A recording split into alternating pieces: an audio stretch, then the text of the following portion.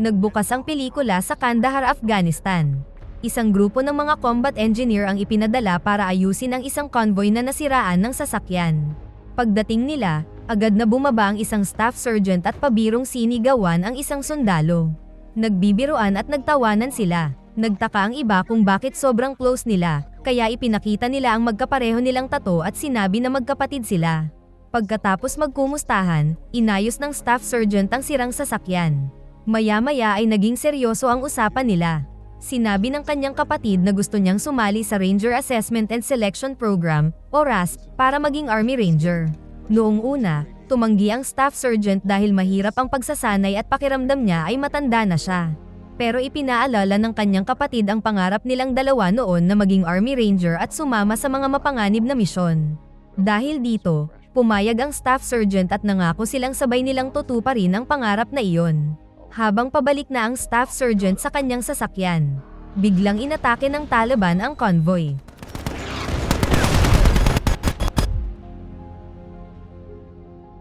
Pagmulat niya, nakita niyang may malaking piraso ng bakal na nakabaon sa kanyang tuhod. Kahit sugatan, hinugot niya ito at pilit na naglakad papunta sa convoy. Pagdating niya, halos lahat ng sundalo ay patay na. Naabutan pa niya ang kanyang kapatid na naghihingalo. Pero bago niya ito matulungan, bigla siyang nagising habang nasa isang bus. Lumipas ang 2 taon. Papunta na ang staff sergeant sa Ranger Training Camp sa Colorado. Bago bumaba ng bus, uminom muna siya ng gamot para sa kanyang PTSD. Pagdating sa kampo, pinahanay ang lahat ng kandidato at pinasuko ang kanilang mga personal na gamit. Sinabi rin na hindi na sila tatawagin sa kanilang pangalan kundi sa mga numerong ibibigay sa kanila. Dahil tumanggi siyang maging team leader, binigyan siya ng candidate number 81. Pagkatapos nito, kinausap sila ni Sergeant Major Sheridan. Ipinaliwanag niya na ang Army Rangers ang unang ipinapadala sa pinakamapanganib na misyon.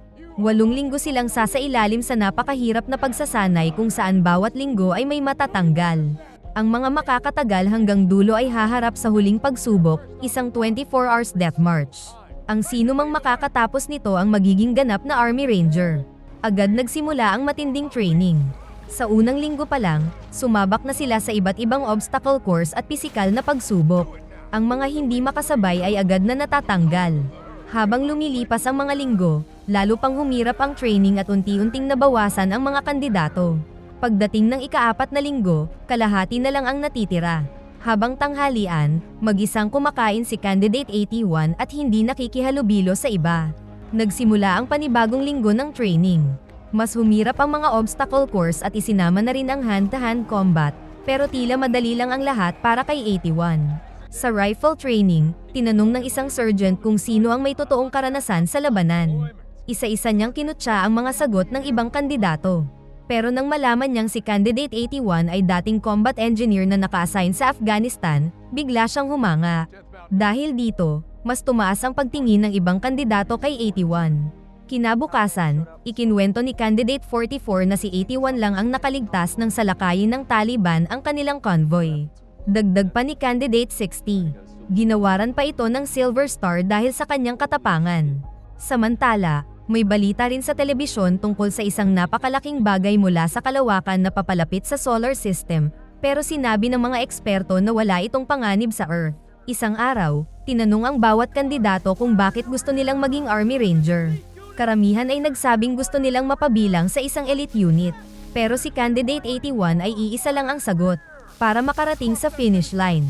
Kinagabihan, napansin ni Candidate 7 na umiinom si 81 ng gamot para sa kanyang PTSD. Kinabukasan, habang nagpapahinga sila sa gitna ng mahabang takbuhan, napansin ni 7 ang tato sa braso ni 81 at nahulaan niyang ang ibig sabihin nito ay, "Don't quit." Nagulat si 81, pero sinabi lang ni 7 na tsamba lang ang hula niya. Sa sumunod na linggo, nagsimula ang breaching at assault drills. Dahil dito, bumalik ang masasakit na alaala ni 81 tungkol sa Afghanistan. Kinagabihan, muli siyang nanaginip tungkol sa pag-atake ng Taliban. Nang sumunod na araw, sumabak sila sa isang swimming test. Kailangan nilang maglakad sa ilalim ng tubig habang may buhat na mabigat na timbang. Habang nasa ilalim ng tubig si 81, muli niyang naalala ang pagkamatay ng kanyang kapatid. Dahil sa sobrang trauma, nawalan siya ng malay. Agad siyang inahon ng mga instructor. Makalipas ang ilang sandali, nagkamalay din siya. Tahimik na pinanood ni na Sergeant Major Sheridan at First Sergeant Torres ang nangyari at napagdesisyonan nilang kausapin siya. Sa opisina, sinabi ni na Sheridan at Torres na gusto na nilang alisin si 81 sa programa. Ayon sa kanila, hindi ang kanyang katawan ang problema kundi ang kanyang isip. Hindi pa siya tuluyang nakaka-recover sa nangyari sa Afghanistan. Pero tumanggi si 81. Gusto ko lang makarating sa finish line. Sinabi ni Sheridan na ang finish line ay simula pa lamang ng mas mabigat na responsibilidad. Pinayuhan niya si 81 na kusang umalis sa programa at pinapirma siya sa withdrawal form. Pero tumanggi pa rin si 81 at sinabing may kailangan pa siyang tapusin. Dahil dito, galit siyang pinaalis ni Sheridan. Hindi nagtagal, dumating ang elimination. Isa-isang tinawag ang mga numero ng mga kandidato. Nang marinig ni 81 ang kanyang numero, inakala niyang matatanggal na siya. Pero kabaligtaran ang nangyari. Ang mga tinawag pala ang siyang nakapasok sa pinakahuling pagsubok, ang Death March. Ipinaliwanag ni Torres ang kanilang huling misyon. Isang simulation ito ng totoong operasyon. Kailangan nilang hanapin ang isang bumagsak na military aircraft, sirain ito bago makuha ng kalaban, at pagkatapos ay iligtas ang pilotong bihag sa isang kalapit na nayon. Dadalhin sila ng Black Hawk helicopter sa simula ng misyon, at habang nasa operasyon, maaari silang tambangan ng mga instructor anumang oras. Sa huli, inanunsyo ni Torres ang bagong leader ng grupo. Mula ngayon, si Candidate 81 na ang team leader. Nagulat ang lahat, lalo na ang mga kasamahan niya. Ipinaalala ni Torres sa grupo na mayroon lamang silang 24 na oras para tapusin ang misyon, iligtas ang piloto, makabalik sa base, at matawid ang finish line. Doon opisyal na nagsimula ang Death March. Sumakay ang grupo sa dalawang Black Hawk helicopter na naghatid sa kanila sa Rocky Mountains. Pagkababa nila, nagsimula silang maglakad sa kagubatan. Tiningnan ni Candidate 57 ang mapa at sinabing nasa 20 kilometro pa ang kanilang target. Inakyat nila ang isang bundok at ng gabi na, regular na nagpadala ng ulat sa radyo si Candidate 111. Habang nagpapahinga, biglang may napakalakas na pagsabog at may isang bagay na mabilis na dumaan sa kalangitan. Inakala nilang bahagi lang iyon ng training kaya agad silang pinatuloy ni Candidate 81 sa paglalakad. Kinaumagahan, nakita nila ang isang kakaibang bumagsak na sasakyang panghimpapawid at inakala nilang iyon ang target. Nagutos si Candidate 81 na lagyan ito ng pampasabog habang ang iba ay magbabantay. Pero napansin ni Candidate 57 na mali ang lokasyon at kakaiba rin ang kilos ng compass. Sinabi rin ni Candidate 111 na puro interference lang ang naririnig niya sa radyo. Dahil akala nila bahagi lang iyon ng simulation, itinuloy pa rin nila ang plano. Habang nagbabantay, may napansin si Candidate 81 na kakaibang liwanag kaya mag-isa niya itong sinundan. Maya-maya, nakita niya ang totoong target at agad niyang naisip na may mali. Tumakbo siya pabalik para balaan ang grupo pero huli na ang lahat. Sumabog ang mga pampasabog ngunit walang epekto sa kakaibang sasakyan. Bigla itong lumutang, naglabas ng asol na sinag para iskan ang paligid, pagkatapos ay naging pula ang sinag at agad itong nagpaputok.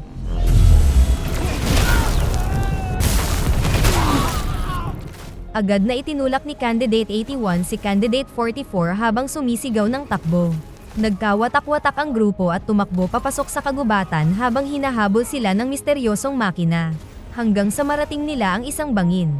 Biglang nagpaputok muli ang makina at dahil sa lakas ng pagsabog, nahulog silang lahat sa ibaba. Pagbagsak nila, nakita nilang natusok ng malaking sanga si Candidate 57. Kahit sugatan, agad tumulong si Candidate 81. Pinakalma niya si Candidate 109 at magkasama nilang iniligtas si Candidate 57. Pagkatapos, nilagyan niya ng tourniquet ang sugatang binti ni Candidate 7 para tumigil ang pagdurugo. Nang tanungin niya ang tungkol sa demolition team, sinabi ng mga kasama na patay na silang lahat. Nagpasya si Candidate 81 na balikan ang radyo. Pagdating niya roon, nakita niyang patay na si Candidate 111 at sira na rin ang radyo. May nakita pa siyang sugatang sundalo na gumagapang, pero bago niya ito malapitan ay muling dumating ang misteryosong makina. Iniskan nito ang sundalo at agad itong pinatay. Dahil dito, mabilis na bumalik si Candidate 81 sa kanyang grupo. Hindi na rin kinaya ni Candidate 57 ang kanyang mga sugat at namatay. Sinabi ni Candidate 81 na patuloy silang hinahabol ng makina at siguradong mamamatay sila kung mananatili roon. Kaya agad silang bumaba sa bangin gamit ang mga lubid. Naiwan muna si Candidate 6 para tulungang maibaba ang sugatang si Candidate 7 habang ang iba ay nauna. Habang ibinababa si Candidate 7, napansin ni Candidate 81 na mabilis na umiikot ang kanyang compass at alam niyang malapit na ang makina. Ilang segundo lang ang lumipas at muli itong lumitaw. Agad itong nagpaputok at napatay si Candidate 6. Lumapit ang makina sa gilid ng bangin at muling nag-scan. Habang nagtatago ang grupo, lumabas ang sugatang binti ni Candidate 7 kaya agad siyang natukoy ng makina. Muli itong nagpaputok kaya napilitan silang tumakbo ulit papasok sa kagubatan.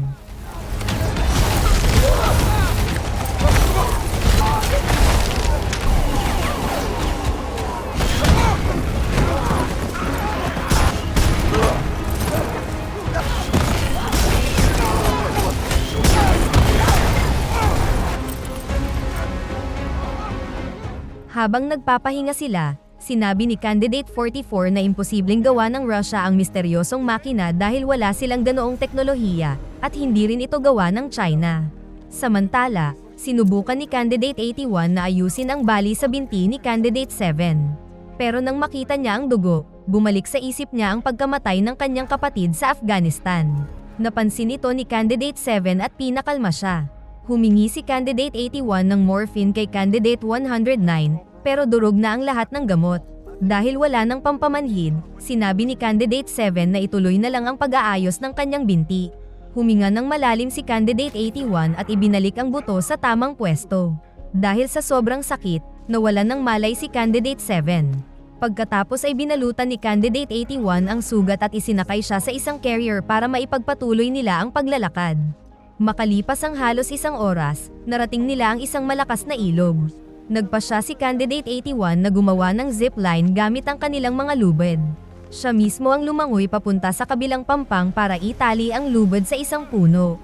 Halos ilang beses siyang matangay ng malakas na agos at inakala pa ng grupo na nalunod na siya, pero nakatawid din siya at matagumpay na naitayo ang zipline. Unang tumawid si Candidate 15 kasama si Candidate 7, pero sumabit ang carrier ni Candidate 7 sa pinagdugtong na lubid. Habang inaayos ito ni Candidate 15, aksidente niyang natanggal ang safety strap ni Candidate 7. Agad na umakyat sa lubid sina Candidate 81 at Candidate 44 para tumulong habang ang iba ay humahawak sa lubid. Dahil dito, hindi na nabantayan ni Candidate 109 ang compass. Ilang sandali lang, muling dumating ang misteryosong makina at agad itong nagpaputok. Nagkagulo ang lahat at nabitawan nila ang lubid. Isa-isa silang nahulog sa rumaragasang ilog habang patuloy silang hinahabol at pinapuputukan ng makina. Sumabit ang lubid ni Candidate 81 sa isang malaking bato, pero naputol niya ito bago siya maabutan ng makina. Habang inaanod, nakita niya si Candidate 7 at agad niya itong hinawakan. Maya-maya, napansin nilang papunta pala sila sa isang napakataas na talon. Wala silang nagawa kundi mahulog kasama ng malakas na agos. Pagkaraan ng ilang sandali, hinila sila ng ilang sundalo palabas ng tubig. Nagulat si Candidate 44 nang makita niyang buhay pa si Candidate 60, na akala nilang namatay na. Ipinaliwanag ni Candidate 60 na naanod din siya ng ilog noong unang pag-atake at dumiretso siya sa nayon. Pagkatapos ay itinuro niya ang direksyon ng nayon. Biglang nagsiliparan ang mga ibon at agad na napansin iyon ni Candidate 81. Alam niyang may paparating na panganib kaya agad niyang pinatakbo ang grupo. Habang naglalakad sa bundok, may nakita siyang tripwire na nakakabit sa isang flare. Sinabi ni Candidate 60 na malamang ay inilagay iyon ng mga instructor. Nang marating nila ang nayon, laking gulat nila dahil sunog na ang buong lugar. Habang tinitingnan ang paligid, napansin ni Candidate 81 ang napakalaking bakas ng pagkawasak sa bundok. Nang malaman niya kung gaano kataas ang bundok, napagtanto niyang bumagsak ang misteryosong makina sa mismong nayon, bumangga sa bundok, at saka nagpatuloy hanggang sa lugar kung saan nila ito unang nakita. Agad na inutusan ni Candidate 81 ang grupo na ayusin ang sirang ASV para makaalis sila agad. Nagtulungan silang ayusin ang sirang ASV. Nang hindi agad umandar ang makina, ipinaliwanag ni Candidate 81 na natuyo ang fuel line dahil matagal itong nakatagilid. Nagtaka ang iba kung paano niya nalaman iyon, at ngumiti lang siya habang sinasabing dati siyang wheel mechanic. Sa tulong ng lahat, napaandar nila ang sasakyan. Pero biglang sumiklab ang flare na nakita nila kanina. Agad nilang naisip na na-activate ito ng misteryosong makina at papunta na ito sa kanila. Mabilis nilang isinakay si Candidate 7 sa ASV. Napansin ni Candidate 15 na kaunti na lang ang bala nila at naalala niyang may nakita siyang kahon ng bala. Pinigilan siya ni Candidate 81 pero tumakbo pa rin siya. Sinubukan niyang bumalik sa sasakyan pero agad siyang napatay. Sa kabutihang palad, naihagis pa rin niya ang kahon ng bala sa loob ng ASV. Agad na pinaandar ni Candidate 44 ang sasakyan habang walang tigil silang pinapuputukan ng makina.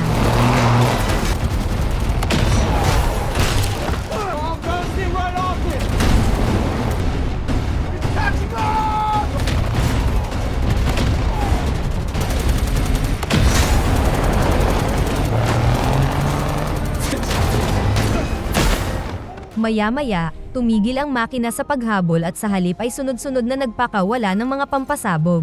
Halos mawalan ng kontrol si Candidate 44 sa pagmamaneho habang iniiwasan ang mga pagsabog.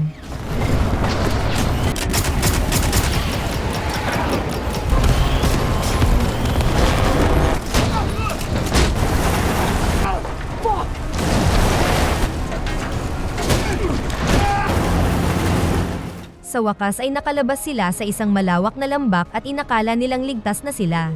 Pero biglang lumitaw ang makina sa unahan nila.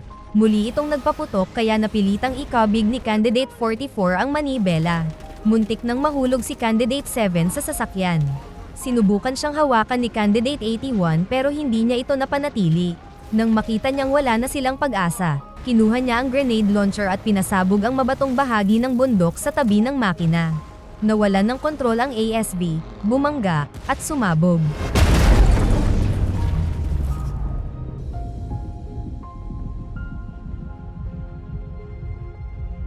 Biglang bumalik sa isip ni Candidate 81 ang nangyari sa Afghanistan at narinig niyang muli ang boses ng kanyang kapatid na nagsasabing huwag siyang sumuko. Pagkamulat niya, sugatan siya at gumagapang sa gitna ng mga labi ng sasakyan.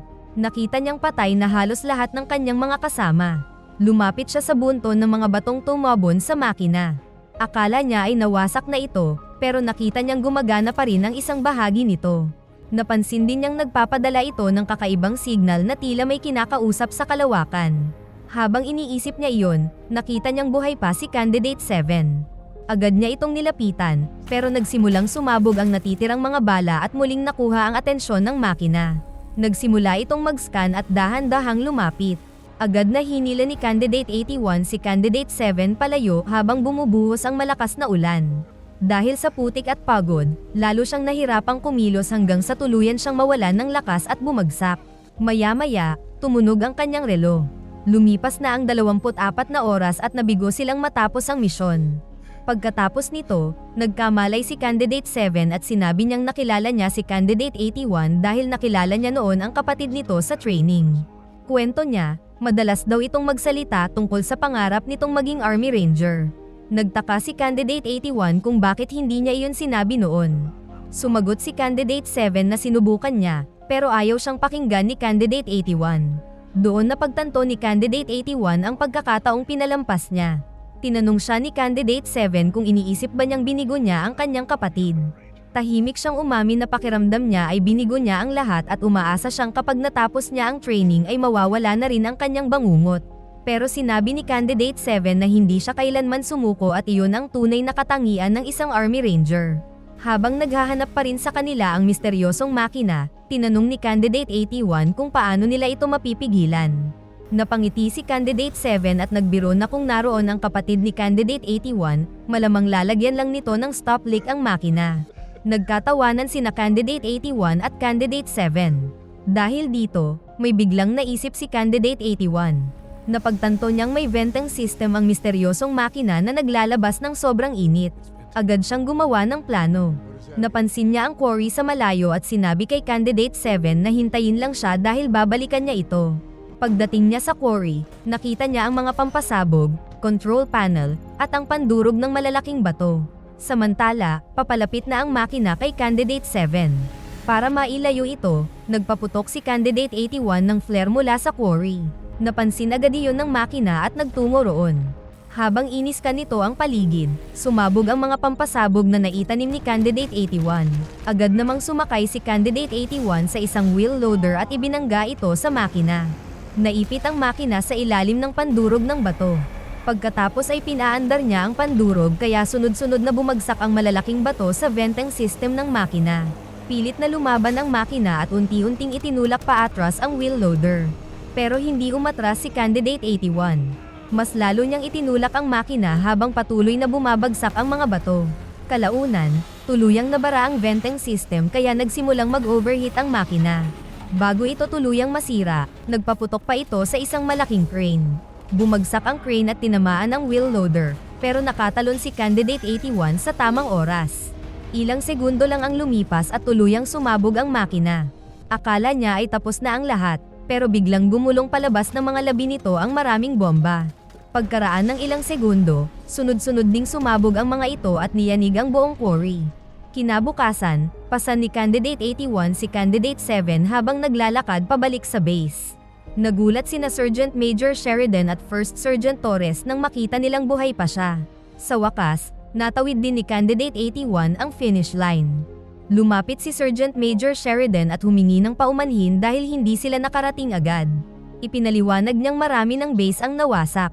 Nang tanungin ni Candidate 81 kung ilan ang mga kalaban, sinabi ni Sheridan na nasa buong mundo na ang mga ito at naghahanda na sila para sa pandaigdigang digmaan. Maya-maya, lumabas ang emergency news report. Kinumpirma ng NASA na ang asteroid ay nahati sa napakaraming pods na bumagsak sa iba't ibang bahagi ng mundo. Makalipas ang ilang oras, ipinatawag muli si Candidate 81. Gusto ni Sheridan malaman kung paano niya napatay ang makina kahit wala siyang mabibigat na armas. Ipinaliwanag ni Candidate 81 na kapag nabarahan ang venting system ng makina, mabilis itong umiinit hanggang sa tuluyang sumabog. Dahil sa impormasyong iyon, agad na inutusan ni Sheridan ang lahat ng Rangers na maghanda para sa susunod na misyon. Sinabi rin niyang ang nalaman ni Candidate 81 ay makapagliligtas ng napakaraming buhay. Pagkatapos nito, binigyan ni Torres ng bagong misyon ang grupo. Kailangan nilang ilikas ang mga sibilyan at buksan ang daan para sa pag-atake ng militar laban sa mga makina. Pagkatapos ay pinaharap niya si Candidate 81 sa lahat ng Rangers. Sinabi ni Candidate 81 na anuman ang mangyari, kailangan nilang lumaban para sa mga kasamahang hindi na nakauwi. At higit sa lahat, huwag silang susuko. Pagkatapos ay buong lakas niyang sinabi, Rangers lead the way! Sumakay ang mga Rangers sa mga Black Hawk helicopter. Habang lumilipad sila, nagsimulang mag-roll call ang kanilang team leader. Nang tawagin niya si Candidate 81, napansin niyang mahimbing na itong natutulog. Sa unang pagkakataon matapos ang lahat ng nangyari, nakatulog na rin si Candidate 81. Sa wakas, natawid na niya ang sarili niyang finish line. Napatingin ang team leader sa iba at nagtanong, may nakakaalam ba ng pangalan niya?